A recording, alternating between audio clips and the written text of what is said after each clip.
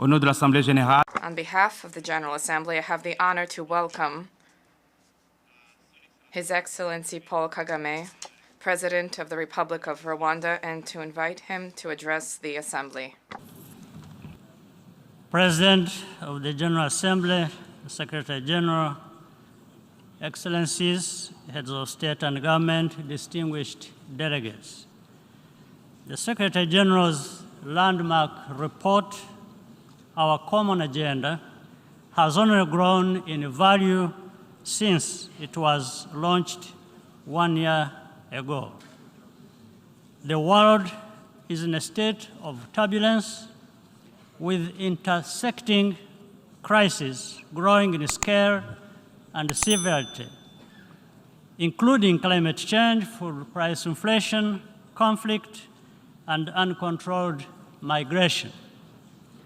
These challenges all require multilateral cooperation and efforts, yet the perception that the international system is no longer up to the task has only deepened, particularly where the interests of powerful members are at stake. In the Eastern Democratic Republic of Congo, recent setbacks have served to highlight that the security situation is fundamentally no different than it was 20 years ago, when the largest and most expensive United Nations peacekeeping mission was first deployed. This has exposed neighboring states, notably Rwanda, to cross-border attacks that are entirely preventable. There is an urgent need to find the political will to finally address the root causes of instability in Eastern DRC. The blame game does not solve the problems. These challenges are not insurmountable, and solutions can be found. This would ultimately be much less costly in terms of both money and human lives. Despite shortcomings, there are examples to demonstrate that international cooperation can successfully address the issues that matter to all of us. Global health is a case in point. The Global Fund to fight HIV, tuberculosis, and malaria has helped save countless lives in Africa and beyond, while also strengthening health systems. I hope that all countries will respond strongly and sustain their commitments at the 7th Global Fund replenishment session, chaired by President Biden later today. Africa is doing its part, but must do more.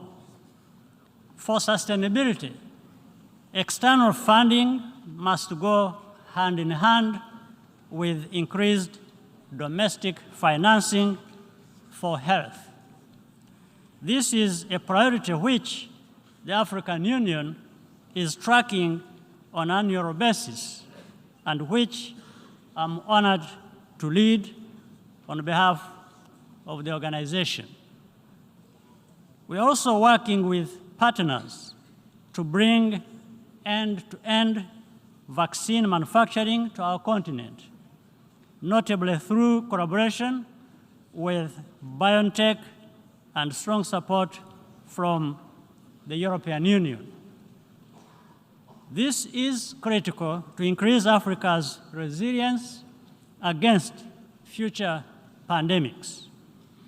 I commend the Secretary General for convening the Transforming Education Summit earlier this week, the future of billions of children and young people across the world depends on overcoming the challenges of inclusion and quality of instruction, particularly as we recover from the pandemic.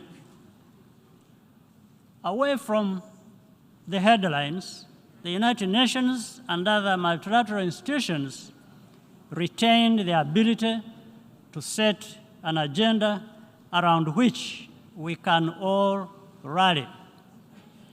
At the recent Commonwealth Heads of Government meeting in Kigali, leaders adopted an ambitious program of action, including special instruments on living lands, sustainable urbanization, and child care protection and reform.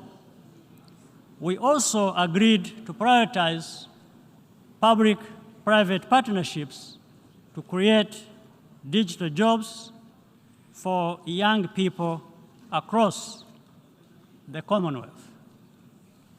The future is digital, and transformation is happening now, as evidenced by ongoing work of the Broadband Commission for Sustainable Development and the Smart Africa Secretariat.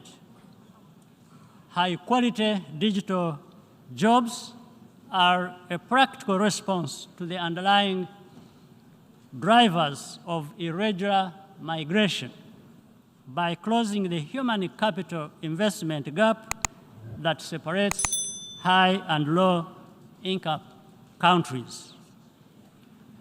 To ensure that the benefits are equally shared, we must continue investing equitably in emerging technologies such as artificial intelligence. In the area of peace building and counterterrorism, regional initiatives can complement the important work of the United Nations.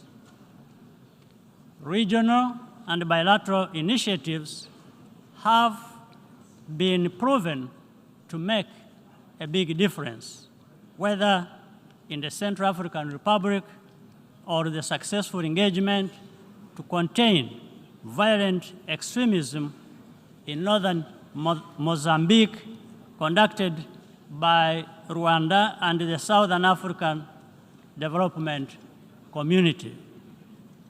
If this approach were tried properly in DRC, as proposed by the Nairobi process, it would make difference. However, to be sustainable, such efforts require consistent financial support from the international community. A lot is at stake, and time is not on our side. We cannot anticipate or prevent every crisis, but we can be better prepared to react quickly and effectively when needed, especially if we work together. I thank you for your kind attention.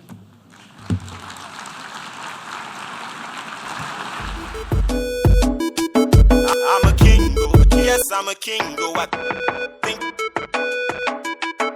I'm a king,